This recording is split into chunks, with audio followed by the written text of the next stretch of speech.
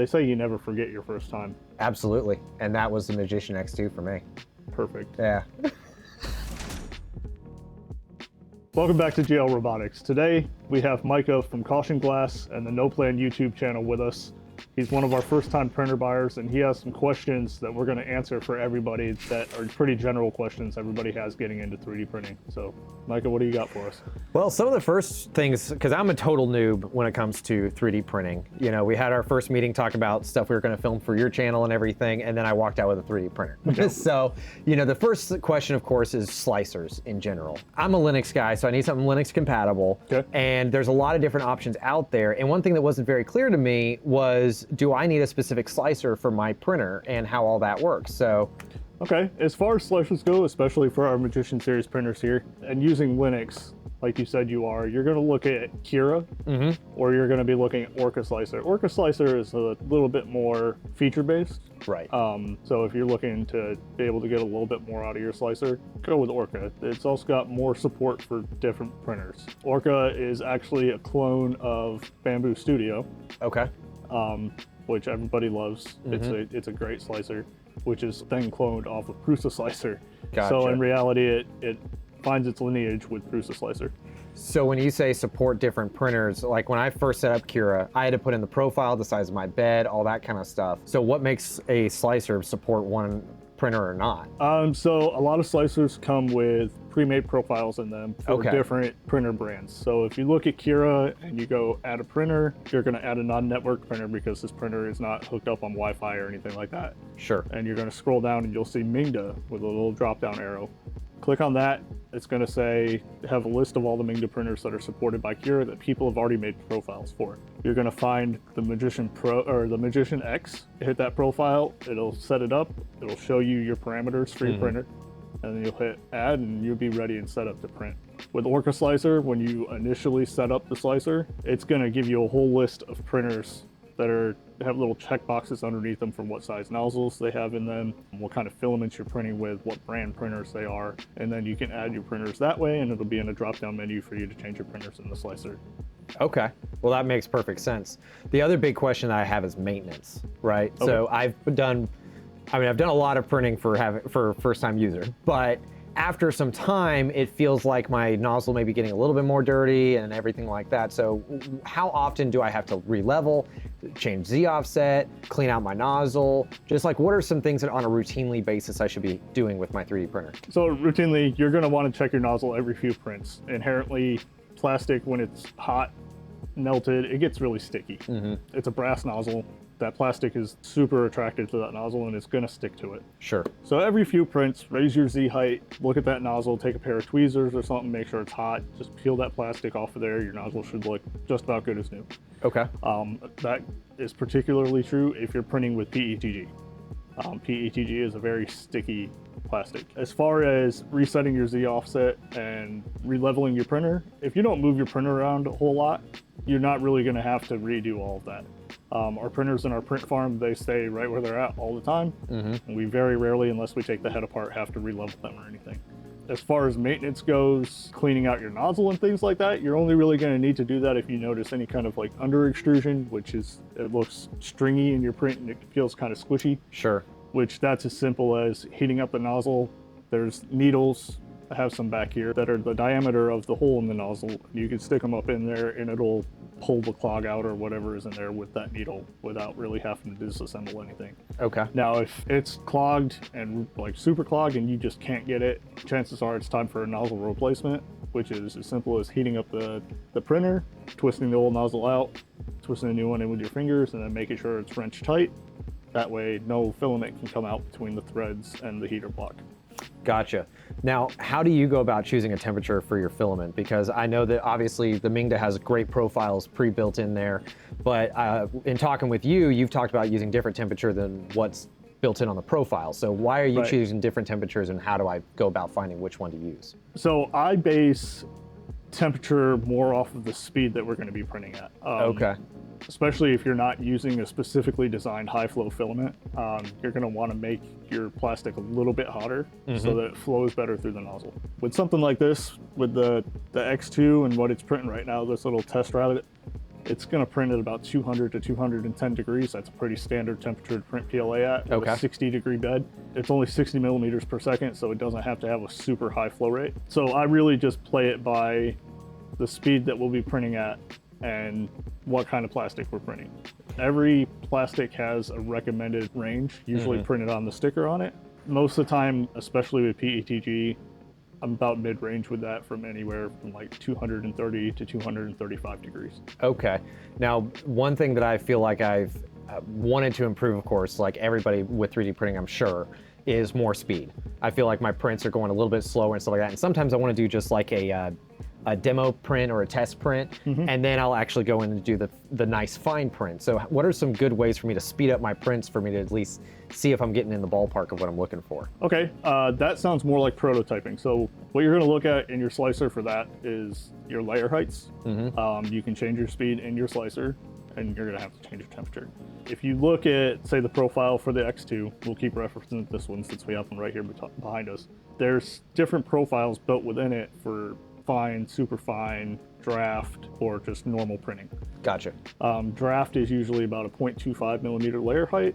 Normal is usually about 0.2, but you can also change that to be a little bit higher. You can make it 0.3, or you can start your initial layer at 0.3 and then go 0.3 millimeter layer heights after that. Up your speed a little bit, and that'll help you kind of get through that print just a little bit faster to make sure that it's coming out as what you want it to. Okay. Again, that's prototyping pretty much in a nutshell. Is, hey, I'm just going to blast this thing out so that I can see if it's where I need it to be. Okay, so the other big question, kind of along that line, is I often get stringiness or something like that. Like, you know, it shuts off the nozzle to go to a different point in the print, and you get like the really fine hairs and everything like that. And sometimes they can be substantial enough to cause a problem. Yep. So how do you go about avoiding some of that? Is my temperature not high enough? I mean, what's the issue? So sometimes it could be your temperature is too high. It could be your temperature is too high, so it's melting the plastic too much, and when it goes to move between points, there's just that little bit of ooze coming out of the nozzle. Okay. Some ways that you can get rid of that are turn the temperature down a little bit, raise your retraction settings inside your slicer. Okay. Like actually sucking the filament back Yeah, up? where it actually like sucks the filament back up before it moves between points. I usually set the Magicians to about 6 millimeters per second, or 6 millimeters at about 32, 33 millimeters per second. That usually works out pretty well. Okay. And then also turn off Z-hop. Z-hopping, it doesn't really benefit your print at all. As a matter of fact, I think it messes it up more. Okay. Because what's going to happen is, like, when that nozzle picks up, it's going to leave a little blob of plastic behind. Ah. So when it picks up, leaves that little blob of plastic behind, then your nozzle is going to be hitting that while it's printing. It's going to be in your layer lines. So those are just a few things that you can look at inside your slicer to help you out with the stringing. That makes sense. I didn't even know that that was a feature. I don't think I've ever had that turned on by default. So when we're talking about like the stringiness and all that kind of stuff, does that mean that there's also a better temperature to speed ratio with different filaments?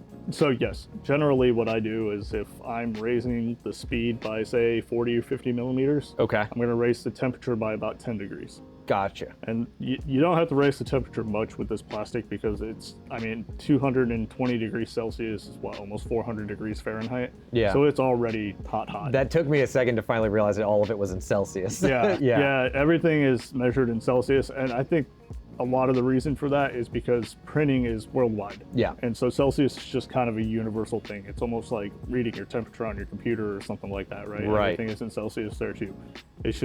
It's almost like English being a universal language for pretty much all these countries. That way everybody can understand each other. Celsius is how we do temperature for the hobbyist kind of world. For sure.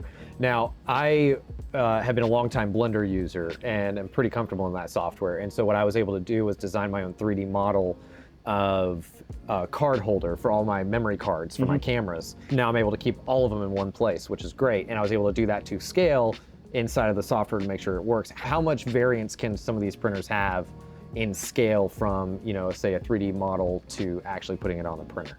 Like, how often is scale off on a 3D printer and how can you kind of fix those scaling issues? Very, very rarely. Okay. As long as your slicer is set with the proper profile for your printer. Okay. It really depends on how fine of a detail your printer can print. With Okay. a 0.4 millimeter nozzle, you're generally going to be pretty okay with most details. Like, it's not going to be super fine, but it's not going to be like just a smooth mess. So generally speaking, what you have set in your computer is what's going to come out on your printer, because most printers now also account for the shrinkage of the plastic as it cools. Oh, okay. So yeah, most slicers have that built in where they will account for that little bit of shrinkage that you're going to see as it cools. Very cool. Yeah. Okay, so I've worked with STL files, which then goes into the slicer. What other kind of files can we work with to pull into most slicers? So there's STL, there's 3MFs. 3MF is pretty much basically what Bamboo uses to pull into their slicer, but you can also incorporate them into Kira and other slicers like that. Those are the two main ones that you really see. Anything else is kind of like a specialty type of thing, or it's more for like CNC machines or things like that. And then all that gets converted to the G-code file. Yep. And can you edit G-code files after the fact? You can, well, to an extent. So in your slicer, you'll see a start and an end G code for your printer itself. So you can set things up in there like, hey, I want you to turn on the nozzle at this point, and this is what I want you to heat it to. I want you to do this bed leveling before you do this print. You can tell it when to turn off the nozzle. You can build in pauses in your print so that you can change colors. Okay. So yeah, there are quite a few things that you can change within G-code to customize your printing experience to what you want it to be. Gotcha. So one of the biggest issues I think I've had has been supports. I've gotten the supports printed onto the final print, and they're almost impossible to pull off. So how can I adjust like the connection between the support and the actual print? So you can go on your slicer, and there's a setting called linear expansion. Okay. If you change that just a little bit, it'll change how the gap between the print and the actual supports are. Really kind of janky method that you could do when you're printing supports, especially if you're using PETG or PLA, is when it's printing your supports and you know it's getting to the layer that's going to stick to the print. Okay. Pause the print and color it with Sharpie.